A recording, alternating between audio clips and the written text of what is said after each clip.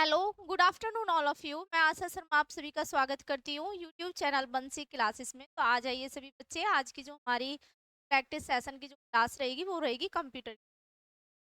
आ जाइए सब बच्चे, अपनी क्लास शुरू करते हैं। चलते हैं फर्स्ट क्वेश्चन की तरफ। तो देखते हैं हमारा जो क्वेश्चन होगा वो क्या होगा। एक कंप्यूटर में सभी अगणितीय तथा तार्किक परिचालन डैश द्वारा किया जाता है या नहीं। क्वेश्चन में पूछा गया, एक कंप्यूटर में सभी अगणितीय तथा तार्किक परिचालन द्वारा किया जाता है या नहीं। आपके सामने ऑप्शन है एएलयू, रजिस्टर, सीयू या कोई विकल्प नहीं। तो इसका जो राइट आंसर बनेगा वो होगा ALU, arithmetic logic unit, ALU. देखते हैं अगला क्वेश्चन। निम्नलिखित में से कौन सा भंडारण युक्त सीपीयू के साथ सीधे बातचीत करता है। तृतीयक भंडारण, द्वितीय भंडारक, प्राथमिक भंडारण या हार्ड डिस्क। तो आपके सामने ऑप्शन है, बताइए इसका जो राइट आंसर बनेगा वो क्या होगा। क्वेश्चन में पूछा गया कि कौन सा भंडारण युक्त सीपीयू के साथ सीधे बातचीत कर सकता है। तो इसका जो राइट आंसर बनेगा वो होगा प्राथमिक भंडारण। ये ऑप्शन बिल्कुल राइट हो जाएगा, प्राथमिक भंडारण। सभी बच्चे वीडियो को लाइक करेंगे, शेयर करेंगे, चैनल को सब्सक्राइब करेंगे। चलते हैं अगले क्वेश्चन की तरफ। सीपीयू का निम्नलिखित में से कौन सा घटक पूरे प्रोसेसर में सूचना के प्रवाह को बनाए रखता है और नियंत्रित करता है। PC, register, ALU, control unit, accumulator. तो इसका जो राइट आंसर बनेगा वो होगा control unit, CU, control unit right answer बन जाएगा। चलते हैं अगले क्वेश्चन की तरफ। सीपीयू का पूर्ण रूप क्या है। Central processing unit, central performance unit, common performance unit या कॉमन प्रोसेसिंग यूनिट। तो क्वेश्चन में पूछा गया जो सीपीयू होता है उसका पूर्ण, एक तरीका से कहें तो उसकी फुल फॉर्म क्या होती है। सीपीयू की फुल फॉर्म होती है सेंट्रल प्रोसेसिंग। सभी बच्चे ध्यान देंगे, सीपीयू फॉर्म होती है वो होती है सेंट्रल प्रोसेसिंग यूनिट। को लाइक करेंगे, शेयर करेंगे। देखते हैं अगले क्वेश्चन की तरफ। यदि आप अपने कार्य क्षमता बेहतर करना चाहते हैं तो आपको निम्नलिखित को अपग्रेड करना होगा। इनमें से कोई नहीं। तो बताइए, क्वेश्चन में पूछा गया यदि आप अपने कार्य क्षमता को बढ़ाना चाहते हैं तो इसमें ऑप्शन दे रखे वो होगा सीपीयू, मॉनिटर या इनमें से कोई। राइट आंसर बनेगा वो होगा एसी। तो हमारे पीसी की जो कार्य क्षमता होती है ना उसके लिए हमें को अपग्रेड करना होता है, क्योंकि जब हम सीपीयू को अपग्रेड करेंगे तो पीसी तेजी से कार्य क्षमता को बेहतर करेगा, तेजी से कार्य करेगा।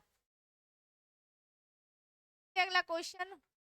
वर्तमान में सीपीयू द्वारा निष्पादित प्रोग्राम और डेटा निम्न में कौन सा स्टोर करता है। प्राइमरी मेमोरी, गौण मेमोरी, सहायक मेमोरी या तृतीयक मेमोरी।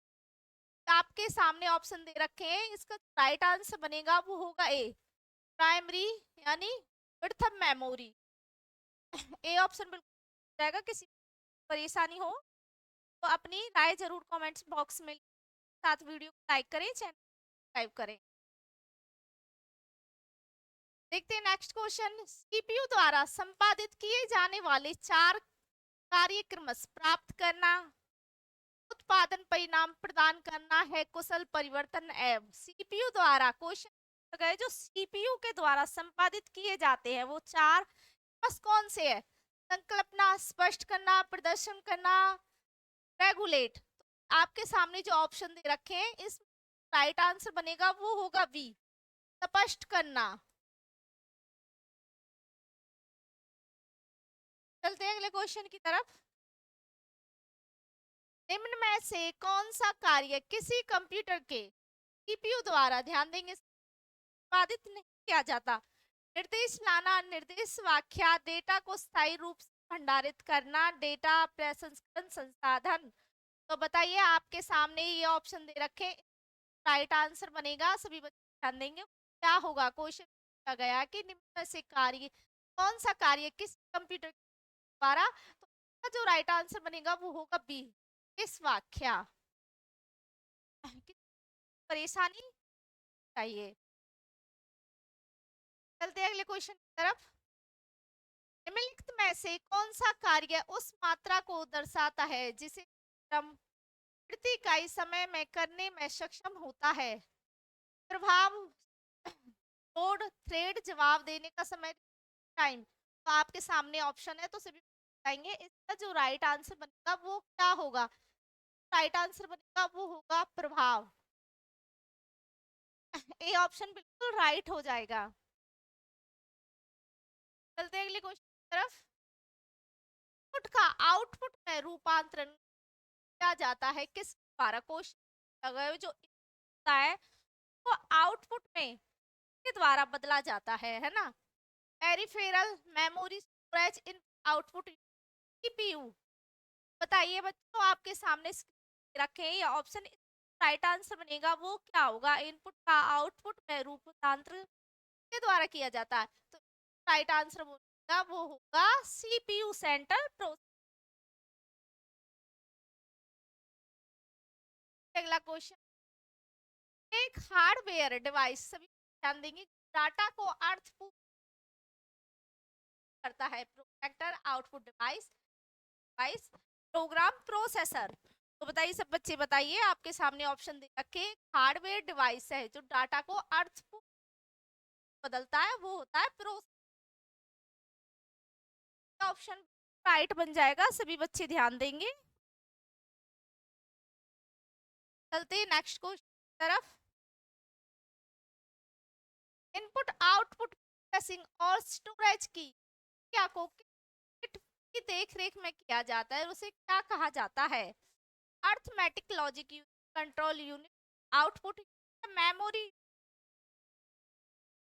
गया जो इनपुट आउटपुट प्रोसेस क्या होती है वो किस, मतलब वो कौन सी यूनिट है जिसकी देख में किया जाता है? तो इसका तो राइट आंसर बनेगा वो होगा आउटपुट यूनिट। ऑप्शन सही हो जाएगा, आउटपुट किया जाता है। अगला क्वेश्चन, निम्नलिखित में से कौन सा घटक सिस्टम को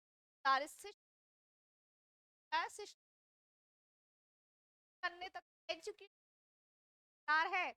अर्थमेटिक और logic unit, ALU, control unit, random access.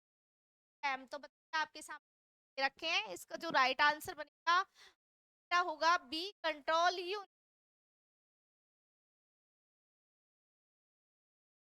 Like करेंगे, सारी समझ ना हो तो अपनी राय जरूर बताइए। नेक्स्ट, वह भाग जिस सेक्रेटरी लगा होता है और जो काम को पूरा या निष्पादित कर कंप्यूटर सिस्टम करने के लिए उसे नाम से जाना जाता है। ध्यान देंगे, अर्थमेटिक लॉजिक, प्रोग्राम काउंटर। आपके सामने ऑप्शन दे रखे हैं, इसका जो राइट आंसर बनेगा वो क्या होगा? सीपीयू का वह भाग में पूछा गया है, इसका जो राइट आंसर बनेगा वो होगा कंट्रोल यूनिट। सभी बच्चे ध्यान देंगे, ये ऑप्शन बिल्कुल राइट हो जाएगा, कंट्रोल यूनिट। इसी के साथ सब बच्चे को लाइक कर देंगे।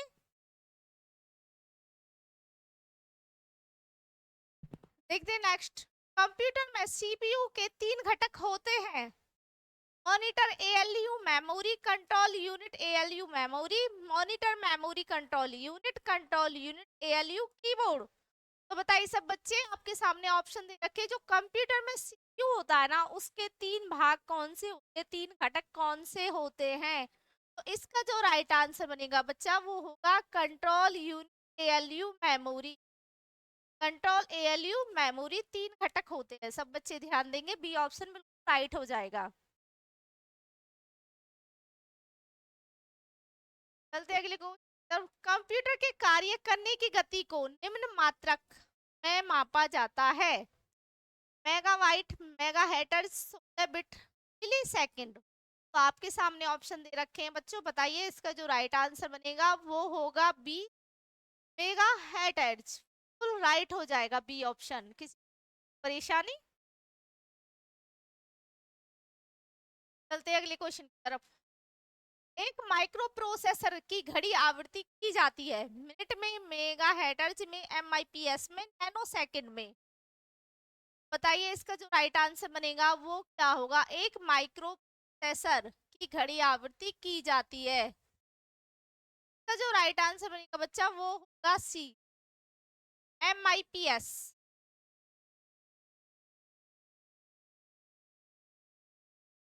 चलते हैं अगले क्वेश्चन की तरफ। सीपीयू की गति को किस में मापा जाता है, मापा जा सकता है? मेगा हेटर्ज, एक्स सेकंड, हॉर्स पावर। बताइए आपके सामने ऑप्शन दे रखे हैं, इसका राइट आंसर बनेगा वो क्या होगा। क्वेश्चन पूछा गया जो सीपीयू की गति होती है उसे किस में मापा जाता है बेटा। कभी भी सीपीयू गति होती है ना उसको मेगा हेटर्ज में मापते हैं, ध्यान देंगे। ये ऑप्शन बिल्कुल राइट हो जाएगा, मेगा हेटर्ज में। चलते हैं अगले क्वेश्चन की तरफ। निम्नलिखित में से कौन सा वैध पैमाना मात्रक सीपीयू की गति को नहीं दर्शाता? हज, मिप्स, एम फ्लैप्स, वाइट्स। तो आपके सामने ऑप्शन दे रखे हैं, ए ऑप्शन हज होगा, मिप्स होगा, एम फ्लैप्स होगा, वाइट्स होगा। इसका राइट आंसर बनेगा वो होगा डी, वाइट्स। साथ सभी बच्चों को लाइक करेंगे। तो अगर कोई परेशानी कोई समस्या हो तो अपनी राय कमेंट्स बॉक्स में। सीपीयू क्लॉक स्पीड की संख्या को उत्पादित करती है। सीपीयू हो सकता है, रैम हो सकता है, क्लॉक हो सकता है, चक्र संख्या को सेकंड निष्पादित करता है। बताइए सब बच्चे, बताइए आपके सामने ऑप्शन दे रखे हैं। सीपीयू क्लॉक स्पीड की संख्या को दर्शाता है, करता है। तो जो राइट आंसर बनेगा वो होगा डी, चक्रों की संख्या को निष्पादित सेकंड में निष्पादित करता है। जो चक्र होते हैं उसकी संख्या को सेकंड में निष्पादित करता है। चलते हैं अगले क्वेश्चन की तरफ। किसी संसाधक द्वारा प्रति सेकंड की जा सकने वाली क्रियाओं की संख्या को निर्धारण किसके द्वारा किया जाता है? सभी बच्चे ध्यान देंगे। इसे मेगा हेटर्ज या गीगा हेटर्ज में व्यक्त किया जाता है। क्लॉक स्पीड, बैंडविड्थ, आवृत्ति, फ्लॉप्स। बताइए सब बच्चे जवाब दीजिए। आपके सामने ऑप्शन दे रखे हैं, क्वेश्चन में पूछा गया तो सभी ध्यान देंगे। इसका जो राइट आंसर बनेगा वो होगा क्लॉक। ए ऑप्शन बिल्कुल राइट हो जाएगा, क्लॉक स्पीड। चलते अगला क्वेश्चन। कंप्यूटर के प्रोसेसर की गति को निम्नलिखित में से किसमें मापा जाता है? सब बच्चे ध्यान देंगे। अब की बार में कंप्यूटर में जो प्रोसेसर होता है की गति को किसमें मापा जाता है? बीपीएस, एमआईपीएम, बैंड, हैटर्ज। बताइए आपके सामने ऑप्शन दे रखे हैं। जो कंप्यूटर में प्रोसेसर होता है उसकी गति को एमआईपीएम में मापा जाता है। बी ऑप्शन आपका बिल्कुल राइट आंसर हो जाएगा। अगला क्वेश्चन। वर्तमान में किस जनरेशन में कंप्यूटर्स का प्रयोग हो रहा है? गया वर्तमान में किस जनरेशन में कंप्यूटर का प्रयोग हो रहा है? छठा, पांचवा, तीसरा। तो आपके सामने ऑप्शन दे, बहुत ही वर्तमान मतलब कि आज के टाइम में जो आपका चल रहा है समय, कंप्यूटर की कौन सी जनरेशन यानी पीढ़ी का प्रयोग किया जा रहा है? तो इस राइट आंसर बनेगा बेटा वो होगा बी, पांचवा। पांचवा पीढ़ी का कंप्यूटर चल रहा है हमारे वर्तमान इस टाइम में, पांचवी पीढ़ी चला रहा है। ठीक, चला हुआ है कंप्यूटर। Next question. MFLOPS क्या है? इसका उपयोग मापने के लिए किया जाता है। इसका उपयोग गति को मापने के लिए किया जाता है। यह एक स्मृति इकाई मेमोरी है। इसका उपयोग बहुत समय मेमोरी एक्सेस द्वारा टाइम को मापने में किया जाता है। बताइए इसका जो सही आंसर बनेगा वो क्या होगा। MFLOPS क्या है? बताइए सब बच्चे। इसका जो राइट आंसर बनेगा वो होगा बी। का उपयोग गति को मापने के लिए किया जाता है। सब ध्यान देंगे, राइट आंसर बनेगा वो बी होगा।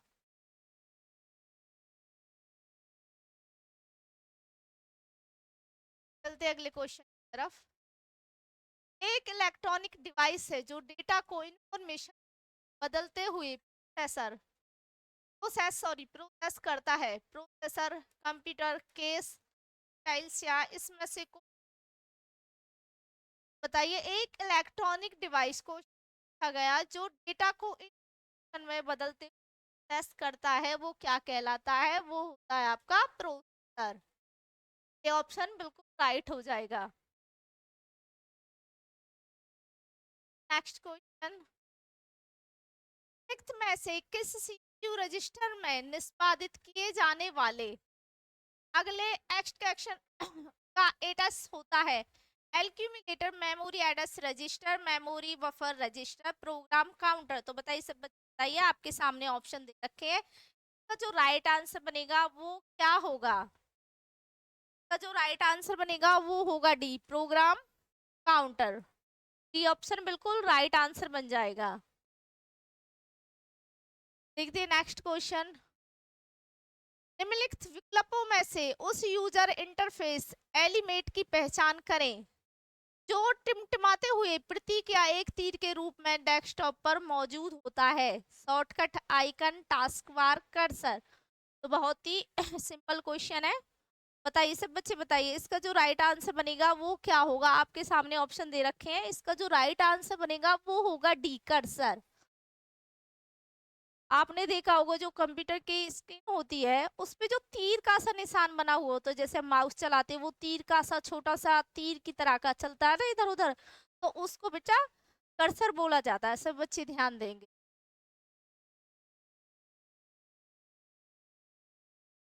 निम्नलिखित में से BIOS की भूमिका का वर्णन करता है? गतिक अन्योन क्रिया, वेब सर्वर एप्लीकेशनों के सृजन में इसका उपयोग होता है। यह एक प्रोग्राम है जो रोम से निष्पादित होता है जब कंप्यूटर चालू होता है। डेटा को ग्राफीय रूप में निरूपित करने के लिए इसका प्रयोग होता है। मोबाइल हस्तधारित डिवाइसों के लिए यह एक असतत ऑपरेटिंग सिस्टम है। बताइए सभी बच्चे, बताइए इसका जो राइट आंसर बनेगा वो क्या होगा? आपके सामने ऑप्शन दे रखे, निम्नलिखित में से BIOS की भूमिका का वर्णन होता है।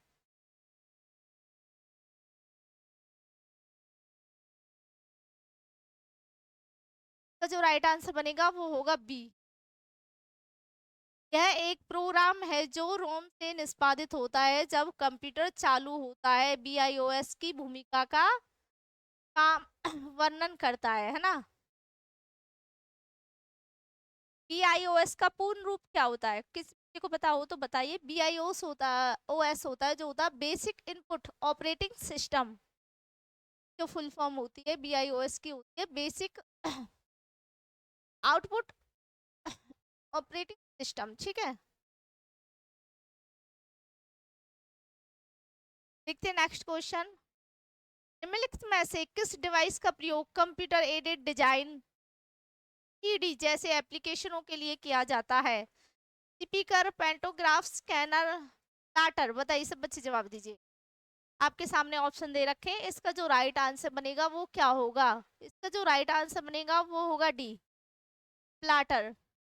डी ऑप्शन बिल्कुल राइट आंसर हो जाएगा।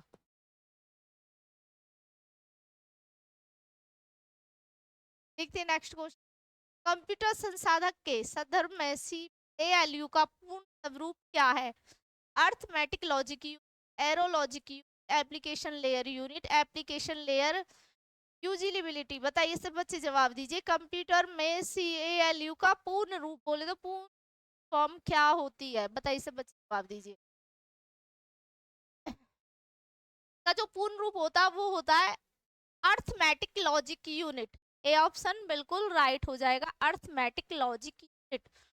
सभी बच्चे ध्यान देंगे और सभी बच्चे टाइम से जुड़ा करें। तो आज के लिए बस इतना ही। सभी बच्चे बताएंगे आज आपको क्लास कैसी लगी, और सभी बच्चे टाइम से जुड़ा करें और चैनल को सब्सक्राइब करें, वीडियो को लाइक करें। तो बच्चों को तब तक के लिए बाय बाय, टेक केयर, जय हिंद, जय भारत।